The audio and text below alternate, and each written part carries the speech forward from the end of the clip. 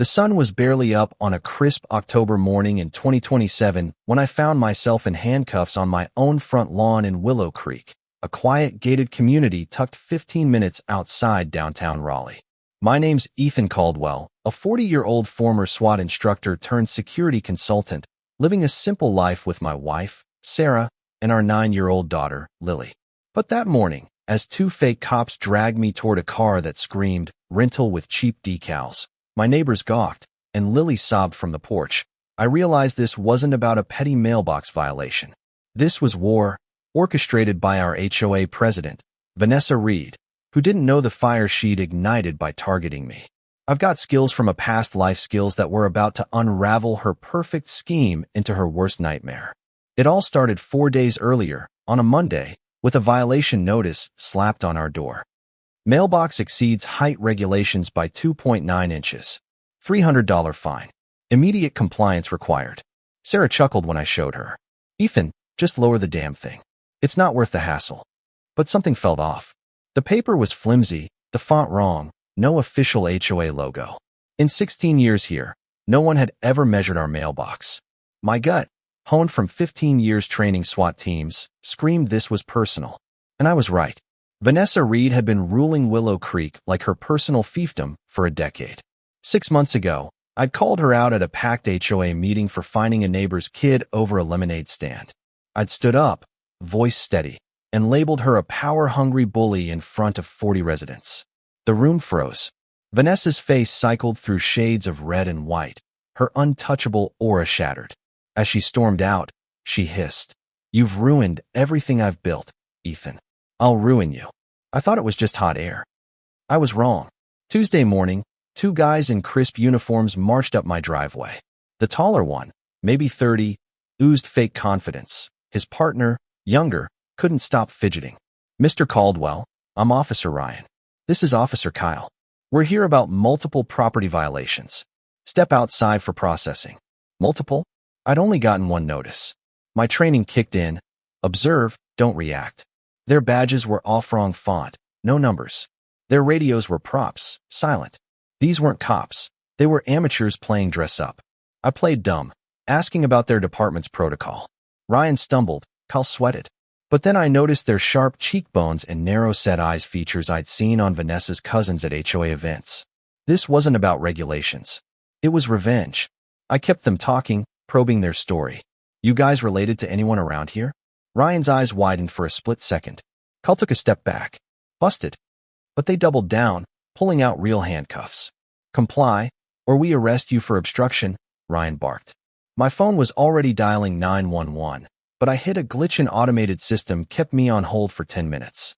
Later, I'd learned Vanessa's old city council buddy in dispatch had flagged HOA disputes as low priority. She'd rigged the system against me. Just as Ryan reached for my arm, my call connected to Officer Daniel Harper, a former trainee from 2019. "Daniel, I've got two fake cops at my house. Get here fast." His response was instant. "On my way. Don't engage." Relief hit. But the situation was spiraling. Ryan and Kyle were panicking, their fake authority crumbling. I stalled, asking for ID.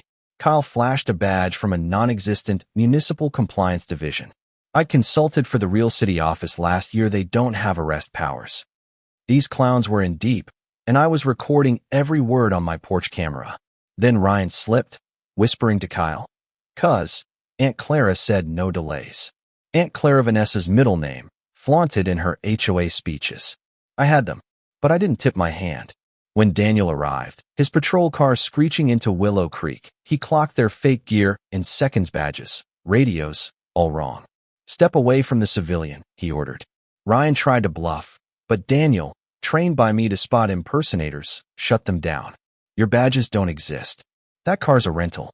You're done." They bolted, Kyle dropping his fake radio in the driveway. It was pathetic, but I knew Vanessa wasn't finished. By noon, the neighborhood was buzzing. A doctored video hit social media, painting me as the aggressor attacking legitimate officers. Neighbors who'd waved at me yesterday now whispered I was a criminal. Daniel traced the rental car to an address tied to Vanessa's old real estate firm. This wasn't random, it was a calculated hit. Worse, Daniel found Ryan and Kyle had clean records, just minor perfect pawns for Vanessa's leverage. She'd used them in her city council days as fake inspectors to strong-arm homeowners. Now they were her HOA enforcers. That night, my phone pinged with a text from an unknown number. Back off, or Lily pays. 48 hours. Attached was a photo of my daughter walking to school. My blood ran cold. This wasn't just about me, Anna Maria, it was about my family. I needed help, fast. I turned to my neighbor, Lucas Bennett, an IT security whiz who'd been hit with $900 in fines for unauthorized barbecues. Ethan, I've been waiting to nail her, he said, eyes gleaming. Vanessa's carelessness was our inch used the community center's open Wi-Fi, never logged out. Lucas cracked her email in an hour. Her password? Queen Clara 2027. Subtle as a sledgehammer. Her emails were a gold mine of corruption. $92,000 skimmed from fines over 3 years, funneled to Ryan and Kyle's Premier Safety Services for fake enforcement. She'd planned my takedown since the lemonade stand fiasco, emailing Ryan. Humiliate Ethan. Make him leave. Her backup plan? Frame me for stealing a community sign. But the real kicker was her contact, JD, in the city permit office, helping forge arrest warrants with real case numbers. This was bigger than Willow Creek. Friday brought worse news. Daniel called. Ethan, there's a warrant in your name: theft, vandalism, multiple counts. It looks real. My stomach dropped. The paperwork was flawless, real case numbers, a judge's signature. But the court clerk was off until Monday, and Judge Larson was unreachable. I was in legal limbo. Saturday, Ryan, Kyle, and a new guy, Nate, decked out in authentic police gear, rolled up in a legit-looking enforcement vehicle. Nate wasn't like the cousins. He moved like a pro. Where was Vanessa getting this gear? That evening, Vanessa's propaganda hit overdrive. A deep-fake video, using AI to mimic my voice, had me confessing to theft. Even Sarah hesitated, whispering, "That sounds like you." If my wife doubted me, what chance did I have? The community split. 12 neighbors bought Vanessa's lies, fearing her wrath. 7 backed me. 6 wavered. At Sunday's emergency HOA meeting, Vanessa played prosecutor, her PowerPoint blasting the fake confession and warrant. My ally, Tom Grayson, betrayed me, coerced into lying about my suspicious behavior to save his plumbing business. My defense: Vanessa's emails, financial fraud, fell flat when the center's Wi-Fi mysteriously died, blocking my evidence. Lily came home crying, kids taunting her as the thief's daughter. Sarah's school suggested unpaid leave. My business lost $18,000 in contracts. The vote banned us from community spaces. As I left, I overheard Ryan whisper to Kyle, "Tomorrow, we end this." Nate's got real gear. No mistakes. Vanessa's final phase was coming, and it sounded lethal. Monday morning, October 15th, 2027, was pure chaos. Ryan, Kyle, and Nate arrived with a megaphone, a crowd, and a live stream. "Ethan Caldwell, you're under arrest for theft and vandalism," Nate boomed. Handcuffs clicked, Sarah screamed, Lily sobbed. Neighbors filmed, Vanessa's trap perfect until I triggered my smartwatch, alerting Daniel and my 2019 trainees. Ryan slipped, whispering, "Should we call Aunt Clara?" The crowd didn't hear, but I did. Sirens roared. 4 patrol cars stormed Willow Creek, Daniel leading in full SWAT gear. "Step away from the civilian," he bellowed. Ryan froze. Kyle crumbled. Nate tried to run, but was tackled. My trainees recognized me instantly.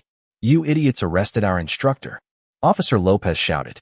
The crowd gasped as Daniel uncuffed me, announcing, "This warrant's fake.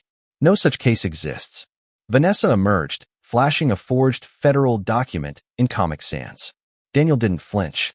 "Ma'am, this is garbage." Then Tom, my betrayer, stepped up.